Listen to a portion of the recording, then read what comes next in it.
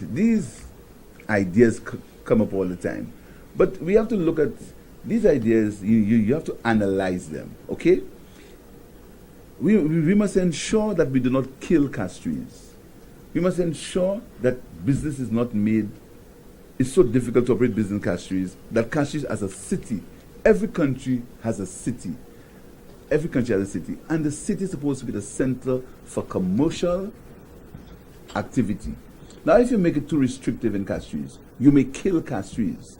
Businesses, as you see, there are many abandoned buildings in castries already.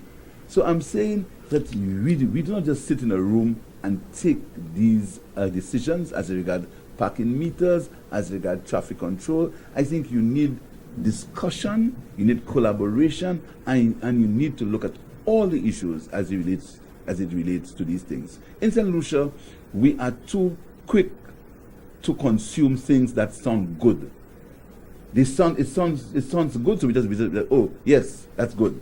Same way with pictures. So the Prime Minister brings many pictures, hotels, a pair, a cruise ship in Banan, and it sounds and we say yes, development, jobs.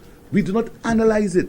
In St. Lucia, we need to be more analytic about these things. And I've always said, regardless of who the person is, Prime Minister, Leader of the Opposition, Minister, Parliamentarian, you must fact check what he says. And it takes us back to the equine disease free zone. The opposition has been saying many times, saying to the public, saying to the press, Google what an equine disease free zone means. The government denied it. The Director of Communications called it an equine zone. The Prime Minister said that's not true. They said that we wanted to stop development. We were spreading panic. When we spoke, the spokesman of Agriculture, he spoke on the equine disease free zone. Now, here's what? The Prime Minister is admitting, in his own words, that he has to remove a slaughterhouse because of the equine disease free zone. If the people of St. Lucia, and I'm not blaming anybody, had just taken a moment to really look into what the opposition is saying about an equine disease free zone, they would have realized that very possible, St. Jude's Hospital is also a victim of the equine disease free zone. I'm not saying it is. St. Jude Hospital may very well be an obstacle in terms of the equine disease free zone. These are the things we have been saying to the people of St. Lucia. Check the facts. Don't listen to what people say with their mouth at press conferences, or if they say it with accents or not. Look at the facts and you see what the fact means. St. Jude Hospital, that seems to have gone. We've said to the press, look at the report. Look at the handover report on St. Jude's Hospital, and you will see the facts. So what we're saying is that when we hear all these nice things, all these lovely pictures, all these accent-sounding speeches, all we're saying is look behind the issue, look at the history, and you come up with a conclusion. That's all we're saying as a party. And you see what's right, and you see what's wrong, and you will not see all politicians are the same.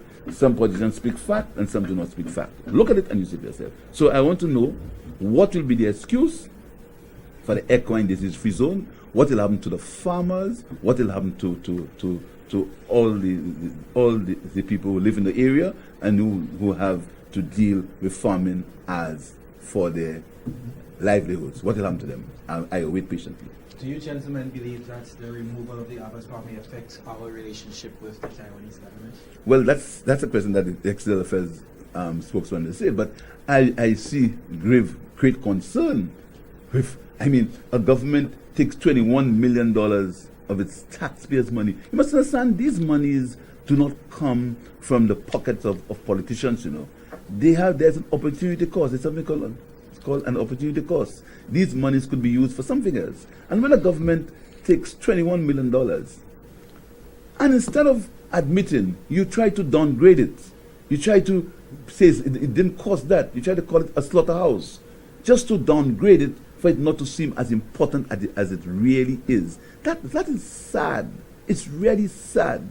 And I'm sure the Taiwanese are looking and see what will happen. Just like the CDP funds. Here you have funds for a constituency. The opposition is saying, what are you doing with these funds? You refuse to answer, but instead you say you've collected $48 million US and you're looking to build playing fields and etc. I mean, these are the things that are said in the country that are outrageous. And I think that the people of St. Lucia must call for a higher level of governance, for a higher level of truth, for a higher level of accountability as far as these things are concerned. We are not getting it. What we are getting is flashing mirrors. What we are getting is just pictures, speeches, words that have absolutely no foundation and have absolutely no truth. That's my problem, and that's the problem of St. Lucia. We need to be more analytic. We need to take people not for only what they say, but how they act. And if you look into it, we'll see most of what the government says has no backing in accuracy, has no truth, and you cannot tie it down to any real situation. Just talk, and fancy words, sometimes with accents. Well, don't you think that this is what has allowed a lot of politicians to fry up over the years? Well, and that is why our party will try to bring a stop to it. And that is why I want you to follow us with our values conference. We want to set the standard as a party, what the men and women in our party, what we ascribe to, what we believe in. We believe in meritocracy, we believe in honesty, we believe in truth, we believe in equality, we believe that our country should offer opportunity for all its citizens. That's what we believe in the party. And that is why in our values and principles conference, we're going to make that the hallmark under which we'll operate as a political party and as a government. I just saw a question come in on social media asking, essentially we will guarantee the loan for Teotihuacan. Shouldn't the PM seek parliamentary approval? And talking about parliamentary approval again, we're speaking about the roads in Micoud. We have nothing against the roads in Micoud. And Dr. Hiller made the point. We have nothing. Why do you think a government should not want people to get good roads? We built 21 bridges. Why would it not? But the point I'm saying is that here you are. You gave a contract to someone to build roads in Micoud. It says $50 million. Up to this day, the government has not come for approval for that loan up to today.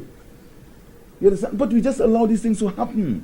And we talk about the Labour Party is against a development. Why would the Labour Party be against roads for the people of Micoud? Why? But we are saying, do it right. And we are calling on the government to come to Parliament to get a guarantee for the loan that they've taken to build the roads in Micoud. That's all we say. And we're making that call again.